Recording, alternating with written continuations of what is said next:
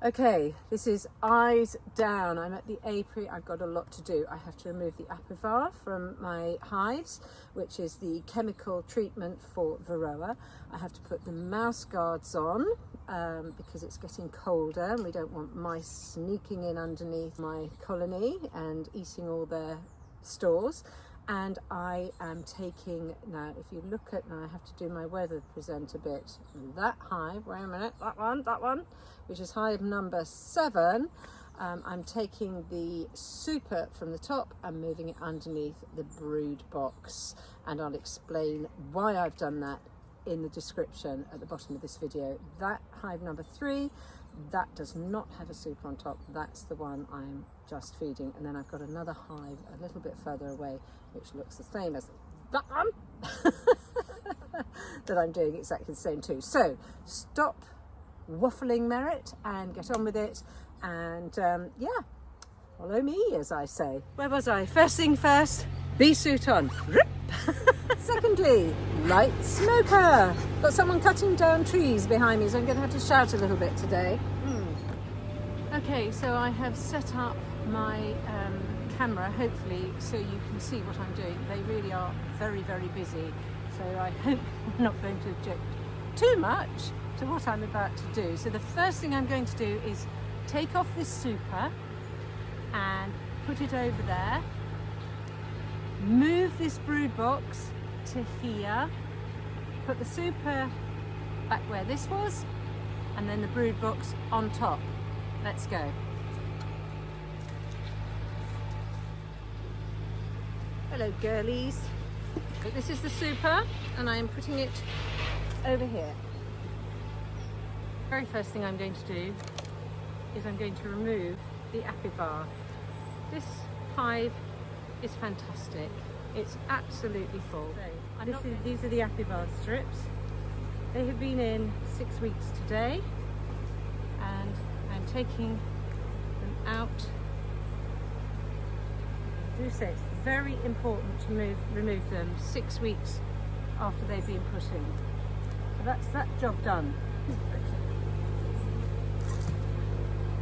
I'm now going to move the brood box being the box with all the bees, which is very heavy. Okay girlies, I'm very sorry. Like this to here. This is the floor. I'm putting the super at the bottom. Now, some beekeepers leave them at the top, some people put them at the bottom. This is the first time I've ever done this. So I've chosen, after speaking to many a beekeeper, to put it at the bottom. It just seems to make a little bit more sense. So I'm removing the crown board, this thing, and in here, I'm going to pop that, just quickly on top of there, keep as much heat in as I can. In here are all their stores. I'll get one out so I can show you.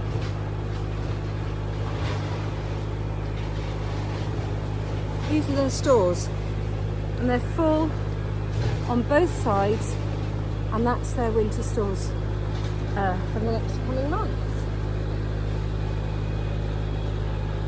Okay, and they've got 10 frames like that.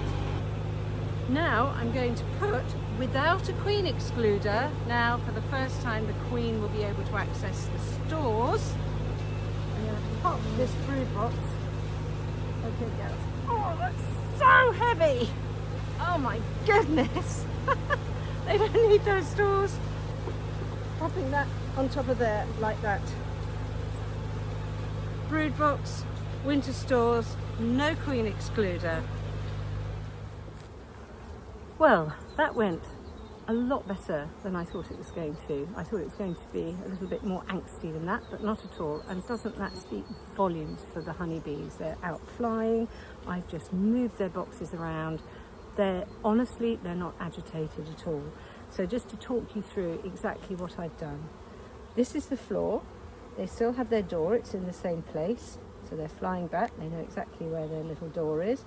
They will go in through the door now up through the super, which has the winter stores in, and straight up into their brood box. Queen excluder is out. The reason I have done that is because if it gets very, very cold and they run out of stores in the brood box, they will go down into this super for their stores. And it has been known that the queen, if the excluder's there, she can't get down there, her brood's up there, and she's abandoned. This way, without the queen excluder there, she can go down into the super, and if she lays eggs in there, it doesn't matter. This is their honey, not mine, and I will deal with that in the spring, and I'm not going to go into the explanation of how it's done. You'll have to wait for the spring and tune in to see what I do if the queen has gone down into the super and been laying eggs. It's not the end of the world, far from it. As long as she's alive and well and there's brooding there, that's what I'm looking for in the spring. So for now, that's how it looks. Right, so this is the mouse guard, drawing pins, hive tool, smoker. I'm definitely going to need the smoker for this bit because I'm going to have to puff away the bees from the entrance. Right, why do I need to put this mouse guard on? Because mice have skeletons that squeeze down, and when it gets cold, there's nothing more attractive than a really warm beehive full of honey. And you can go in the spring and you've got dead bees, but a nice happy little mouse in the corner full of honey. So we don't want the mice coming in to our beehives. So as I say, here's the mouse guard. Nice little waft. No need to puff, puff, puff away. Look at that. That gets them out of the way. And I just pop that on there like that. Just one side.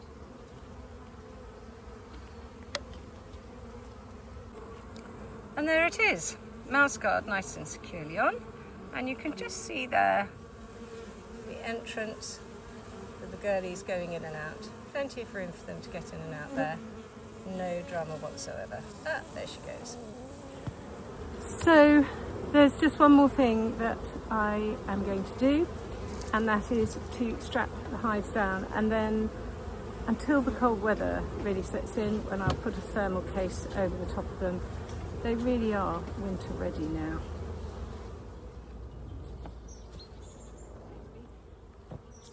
So now I've done that, just to be absolutely on the safe side, I'm going to put my heavy block of cement on there. All this is really in case a deer or a badger comes and they can't knock the hive over. That really is very, very heavy. Well, that's hive number 7, really and truthfully ready for the winter.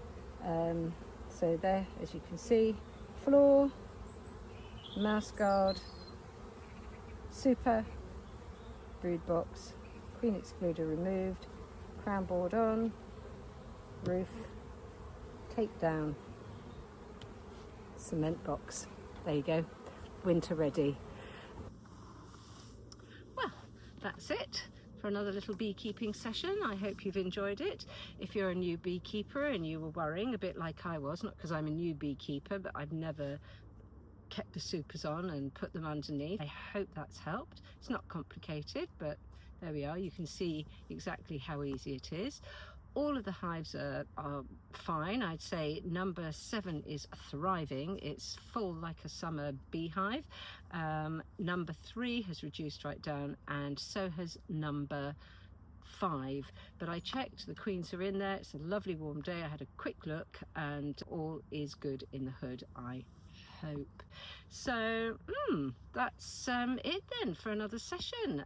Don't forget, if you are looking for a speaker at a community or at an event that you're planning for next year, or at your school, senior and junior schools I give talks to, please do get in touch, md@thequeenbee.co.uk, Or Christmas is coming and my books, Betsy Valentine and the Honeybees and Betsy Valentine and the Honourable Honeybee, go onto my website, and they'd be great stocking fillers for children for Christmas. And if they read them over the winter period, by the time the spring comes, they will know what those little bees are doing in their garden and where they're taking all that nectar and pollen. So yeah, mdthequeenbee.co.uk, and as always, I'll see you very soon, and thank you for watching.